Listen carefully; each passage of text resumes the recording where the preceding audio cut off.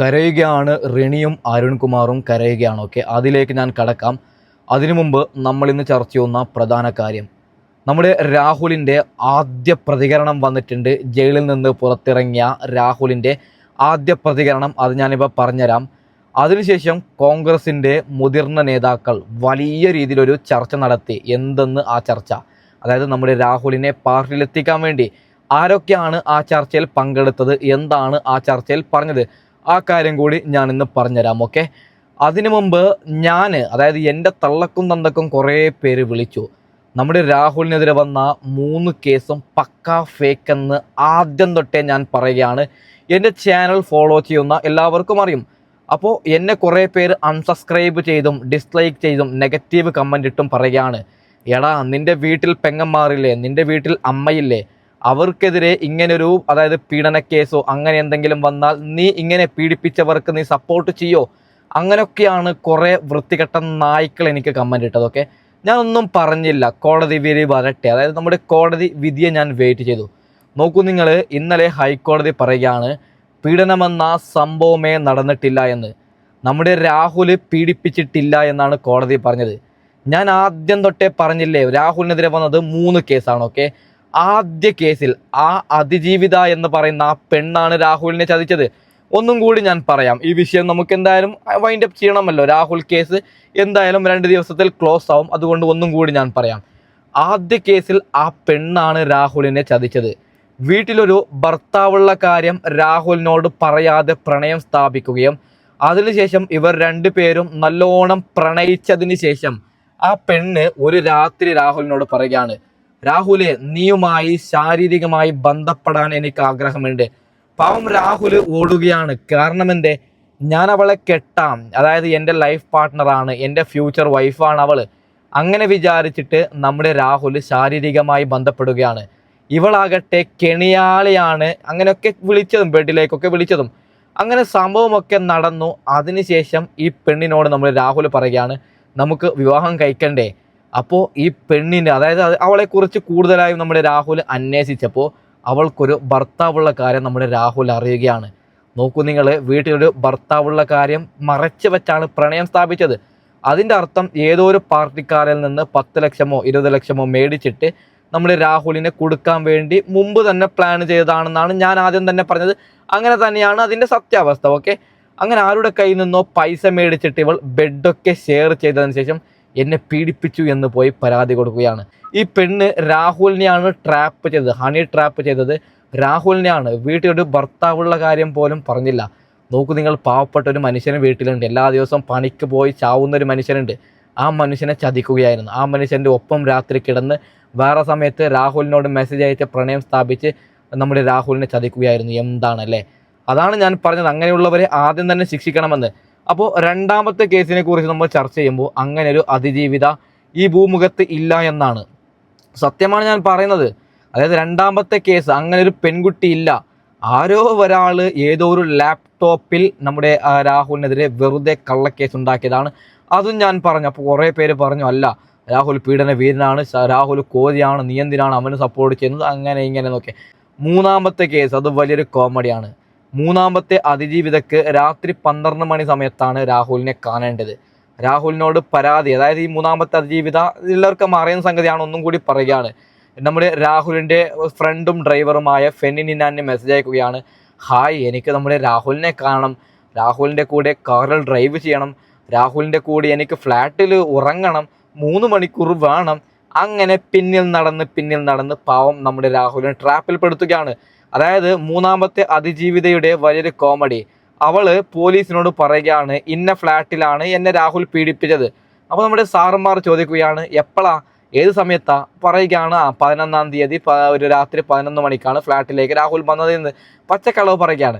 അങ്ങനെ അവിടുത്തെ CCTV പരിശോധിക്കുമ്പോൾ രാഹുൽ അല്ല ഇവളുടെ കൂടെ പോകുന്നത്, ഇവളുടെ കൂടെ വേറെ ഏതോ ഒരു പുരുഷനാണ് പോകുന്നത്. നോക്കൂ നിങ്ങൾ, എന്തൊരു ട്രാപ്പാണല്ലേ. ഞാനൊരു കാര്യം പറയുകയാണ്, ഇങ്ങനെ കള്ളക്കേസ് വരികയാണെങ്കിൽ ആരാണ് അങ്ങനെ ഒരു കള്ളക്കേസ് ക്രിയേറ്റ് ചെയ്യുന്നത്, അവരെയും കൂടി കോടതി ശിക്ഷിക്കണമെന്ന് ഞാൻ പറയുകയാണ്.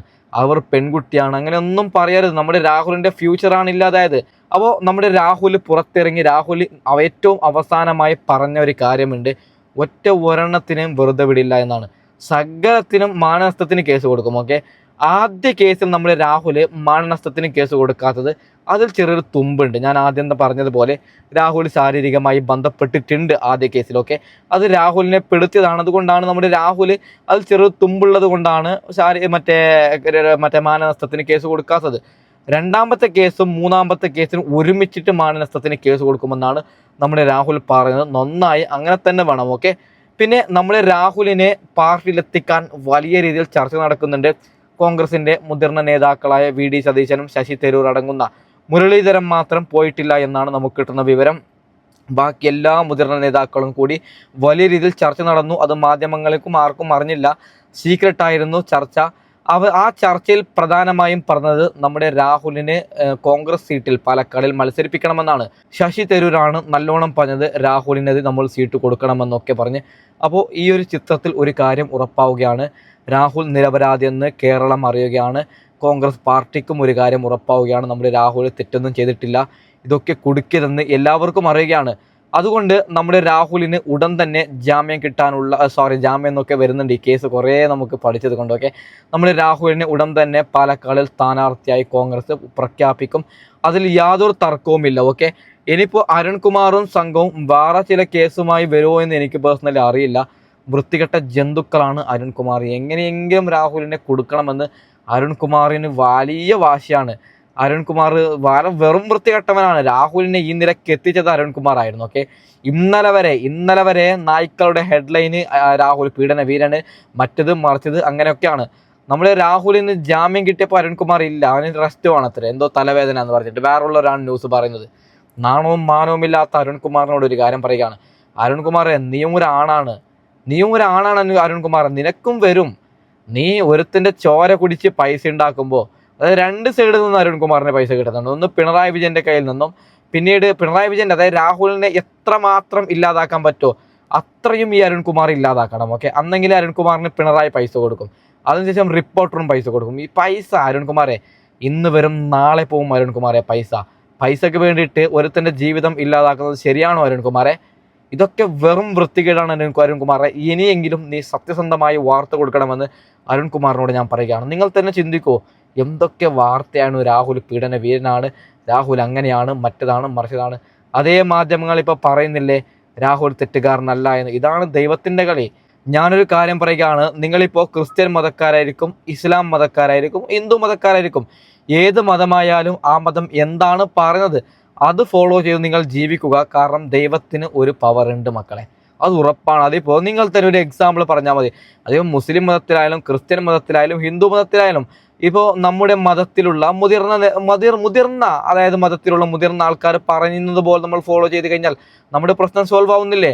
അതിൻ്റെ അർത്ഥം ദൈവം ഒന്നേയാണ്. എല്ലാവരും വ്യത്യസ്ത പേരിൽ ദൈവത്തെ ആരാധിക്കുന്നു. ചിലർ അള്ളാഹു എന്ന് പറയുന്നു, ചിലർ കൃഷ്ണൻ എന്ന് പറയുന്നു, മറ്റു ചിലർ ക്രിസ്ത്യന് നമ്മുടെ യേശു എന്ന് പറയുന്നു. അങ്ങനെയൊക്കെയാണ്. അത് നമ്മൾ വ്യത്യസ്ത പേരിൽ ദൈവത്തെ വിളിക്കുന്നു. അങ്ങനെ മാത്രം നിങ്ങൾ ചിന്തിച്ചാൽ മതി. ഓക്കെ, ദൈവം എന്ന മഹാശക്തിയുണ്ട്. നിങ്ങളോട് നിങ്ങളുടെ മതക്കാർ എന്താണോ പറഞ്ഞത് അത് നിങ്ങൾ ഫോളോ ചെയ്ത് നിങ്ങൾ അങ്ങനെ തന്നെ ഫോളോ ചെയ്യണം. കാരണം ദൈവമുള്ളതിൻ്റെ പവറാണെന്ന് കോടതിയിൽ കണ്ടത്. ഓക്കെ, അതായത് നമ്മുടെ രാഹുലിനെ, പിന്നെ കുറേ പേര് എനിക്ക് പേഴ്സണലി മെസ്സേജ് അയച്ചു, നീ കുറേയൊന്നും അളക്കണ്ട, പിന്നെ എന്തിനാണ് രാഹുലിനെ 14 ദിവസം ജയിലിൽ അടച്ചത് എന്ന്. അതിനുള്ള ഉത്തരം കൂടി ഞാൻ പറഞ്ഞിട്ട് ഞാൻ വൈൻഡപ്പ് ചെയ്യാം. പൊന്നുപ്രേക്ഷകരെ, ഈ കോടതിയും പോലീസ് സ്റ്റേഷനും ഒക്കെ ഉള്ളത് പെൺകുട്ടികൾക്ക് അനുകൂലമായിട്ടാണ്. ഇപ്പോൾ എനിക്കെതിരെ ഒരു പെണ്ണ് ഇല്ലാത്ത കേസ്, അൽത്തു എന്നെ പീഡിപ്പിച്ചു, അതായത് ഏതെങ്കിലും ഒരു മാളിൽ വെച്ചോ, ഏതെങ്കിലും ഒരു, എൻ്റെ പേരാണ് ഞാൻ പറഞ്ഞത്, ഏതെങ്കിലും ഒരു ഫ്ലാറ്റിൽ വെച്ച് അൽത്തു എന്നെ പീഡിപ്പിച്ചു എന്ന് പറഞ്ഞിട്ട് ഒരു പെണ്ണ് പോയി നാളെ പരാതി കൊടുത്തു കഴിഞ്ഞാൽ എന്നെ അറസ്റ്റ് ചെയ്യും പൊന്നുപ്രേക്ഷകരെ. അതായത് അറസ്റ്റ് ചെയ്തിട്ട് 14 ദിവസം നമ്മുടെ ഈ കോടതി പറയും, അന്വേഷിക്കുക, അവനോടും പീഡിപ്പിച്ചവനാണെങ്കിലോ അന്വേഷിക്കുന്നിടത്തോളം അവനിവിടെ നിൽക്കട്ടെ, ജയിലിൽ ഇരിക്കട്ടെ, അങ്ങനെ പറയും കോടതി. അതായത് നമ്മുടെ രാഹുലിനെ 14 ദിവസം അറസ്റ്റ് ചെയ്തിട്ട് അവർ പറഞ്ഞെന്നാണ്, എന്തെങ്കിലും കേസിൽ തുമ്പുണ്ടാവും ഒരു പക്ഷേ, അതായത് എവിടെയെങ്കിലും രാഹുൽ പീഡിപ്പിച്ചിട്ടുണ്ടാവും, അന്വേഷിക്കട്ടെ, അങ്ങനെ പറഞ്ഞിട്ടാണ് നമ്മുടെ രാഹുലിന് ഇത്രയും ദിവസം അകത്തിട്ടത്, അല്ലാതെ വെറുതെ അല്ല. എന്നിട്ട് പോലീസ് എല്ലാം അന്വേഷിച്ചിട്ട് കോടതിയുടെ മുമ്പിൽ കൊടുക്കുകയാണ്. അത് കാണുമ്പോൾ കോടതിക്ക് ഒരു കാര്യം മനസ്സിലാവുകയാണ്, ഇതൊക്കെ പക്ക ഫേക്കാണ്, അട്ടർ ഫേക്കാണ്. എൻ്റെ പൊന്നുമക്കളോട് ഒരു കാര്യം പറയുകയാണ്, നിങ്ങൾ ചതിക്കാതിരിക്കുക. മറ്റേ ഈ അതിജീവിതന്മാരോടാണ് പറയുന്നത്. രാഹുലിന് ഇനിയും 4ഉം 5ഉം 6ഉം അതിജീവിതന്മാർ ഓൾറെഡി സെറ്റായിട്ടുണ്ടെന്നാണ് നമുക്ക് കിട്ടുന്ന വിവരം. രാഹുൽ എന്താണല്ലേ, അതായത് പേടിയാണ്. ഞാൻ പറയാം, CPM-കാരോടും BJP-കാരോടും ഒരു കാര്യം പറയാം. നിങ്ങൾ രാഹുലിനെ കൊടുക്കാൻ ശ്രമിക്കുന്നത് ഒരൊറ്റ കാര്യത്തിലാണ്. അതായത് രാഹുൽ വളർന്നു കഴിഞ്ഞാൽ അത് CPM-നും BJP-ക്കും വലിയൊരു തലവേദനയാണ്. ഇപ്പോൾ കോൺഗ്രസിൻ്റെ ഏറ്റവും നല്ല 2 നേതാക്കൾ ആരെന്ന് പറഞ്ഞാൽ ഒന്ന് രാഹുലും 2 ഷാഫി പറമ്പിലുമാണ്. ഓക്കെ, ഇവർ 2 പേരും വളർന്നു കഴിഞ്ഞാൽ അത് വലിയ പ്രശ്നമാണ്. അതുകൊണ്ടാണ് CPM-ഉം BJP-യും ഗൂഢാലോചന നടത്തിയത്. ഒന്നെങ്കിൽ ഷാഫിയെ തീർക്കാം, അല്ലെങ്കിൽ രാഹുലിനെ തീർക്കാം. ഇവർ 2 പേരും ഒരുമിച്ച് കഴിഞ്ഞാൽ ഒരുപക്ഷെ നിയമസഭയിൽ 140 120 സീറ്റും കോൺഗ്രസിന് കിട്ടും. ഇവരിൽ ഒരാളെ തകർത്ത് കഴിഞ്ഞാൽ കുറച്ച് ഈസിയാവും. അതുകൊണ്ട് ഈ BJP-യും CPM-ഉം ആദ്യം പദ്ധതിയിട്ടത് ഷാഫിയെ തീർക്കാം. കാര്യം നിങ്ങൾക്ക് എല്ലാവർക്കും അറിയാം, കാഫിർ വിവാദമൊക്കെ, വർഗീയത എന്തെന്ന് പറയാതെ നമ്മുടെ ഷാഫി പറമ്പിലിനെ വർഗീയത പറഞ്ഞു എന്ന് പറഞ്ഞിട്ട് എന്തൊക്കെയോ കാര്യം ചെയ്ത് നിങ്ങൾക്ക് എല്ലാവർക്കും അറിയാൻ പറ്റും. ഓക്കെ, അങ്ങനെ ഷാഫി പറമ്പിലിനെ കൊടുക്കാൻ നോക്കി, പക്ഷേ ഷാഫി കുടുങ്ങിയില്ല. പിന്നീട് ഇവറ്റകൾ നമ്മുടെ രാഹുലിനെ കൊടുക്കാൻ നോക്കി. പാവം രാഹുലാകട്ടെ ഒരു പെണ്ണുമായി ശാരീരിക ബന്ധപ്പെട്ടു. ഇത് ഇവറ്റകൾ നല്ലോണം മുതലാക്കി. ഇത് മുതലാക്കിയതാണോ ആ പെണ്ണിന് പൈസ കൊടുത്തിട്ട് ആദ്യം ഈ പ്രണയം തുടങ്ങിയതടക്കം CPM-ൻ്റെയോ BJP-യുടെയോ ആരുടെയോ പ്ലാനിൻ്റെ ഭാഗമാണോ എന്ന് എനിക്ക് പേഴ്സണലി അറിയില്ല. അങ്ങനെ ആവാനും ചെറിയ സാധ്യതയുണ്ട്. ഓക്കെ, അതായത് CPM-ഉം BJP-യും ആ പെണ്ണിന്, എൻ്റെ മാത്രം പേഴ്സണൽ അഭിപ്രായമാണ് ഞാൻ പറയുന്നത്, CPM-ഉം BJP-യും ആദ്യത്തെ അതിജീവിതക്ക് ഒരു 10-20 ലക്ഷം കൊടുത്തിട്ട് പറയുന്നു, രാഹുൽ എന്ന് പറയുന്ന ഒരു മനുഷ്യനുണ്ട്, അദ്ദേഹത്തെ ഫോളോ ചെയ്തിട്ട് അദ്ദേഹത്തിൻ്റെ നമ്പറും കാര്യങ്ങളൊക്കെ കൊടുത്തു, ഹായും കാര്യങ്ങളൊക്കെ, അതായത് മെസ്സേജും കാര്യങ്ങളൊക്കെ അയക്ക്. അതിനുശേഷം നീ രാഹുലിനെ പ്രണയിക്കണം. പ്രണയിച്ച് അവൻ്റെ മനസ്സിൽ നീ വേറൊരു ഇതാക്കണം. അതിനുശേഷം പ്രണയം മൂത്ത സമയത്ത് നീ ബെഡിലേക്ക് വിളിക്കണം. ബെഡിലേക്ക് വിളിച്ച സമയത്ത് എന്നെ പീഡിപ്പിച്ചൊന്ന് പോയി പരാതി കൊടുക്കണം. ഇപ്പോഴത്തെ കാലമല്ല മക്കളെ. 10 ലക്ഷം കിട്ടിക്കഴിഞ്ഞാൽ, ഇത് 20 ലക്ഷം കിട്ടിക്കഴിഞ്ഞാൽ ഉറപ്പായിട്ടും ഏത് പെണ്ണും നിൽക്കും. കാരണം അവളുടെ ഫേസ് വരുന്നില്ല, അവളുടെ പേര് വരുന്നില്ല. അവൾക്ക് പുതിയൊരു പേരുണ്ട്. 20 ലക്ഷവും കിട്ടി, പുതിയ പേരും കിട്ടി. എന്താണ് ആ പേര്? അതിജീവിതയെ നമ്മൾ വ്യാജ ജീവി എന്ന് വിളിച്ചാൽ നമ്മളകത്താണ്. അതാണ് ഞാൻ പറഞ്ഞു വരുന്നത്. അങ്ങനെയൊക്കെ ഇഷ്ടം പോലെ പൈസയും കാര്യങ്ങളൊക്കെ കിട്ടിയാൽ ആരായാലും കേസ് നിൽക്കൂലേ. അപ്പോൾ ദൈവം എന്ന മഹാശക്തി ഉള്ളത് കൊണ്ട് നമ്മുടെ രാഹുലിന് ജാമ്യം കിട്ടി. ഇനിയിപ്പോൾ കേസ് എന്താവും ബ്രോ എന്ന് ചോദിച്ചു കഴിഞ്ഞാൽ അട്ടർലി പൊളിയും. ഓക്കെ, അതായത് ഇനി നമ്മുടെ രാഹുലിന് 4ാമത് 5ാമത് കേസ് വരാൻ സാധ്യതയില്ല. വന്നാലും തന്നെ കോടതിക്ക് ഒരു കാര്യം മനസ്സിലായി, രാഹുലിന് ഇത് കൊടുക്കുന്നതാണ്. ആദ്യ കേസിൽ കോടതി വിചാരിച്ചത് എന്തോ തുമ്പുണ്ട് എന്നൊക്കെ.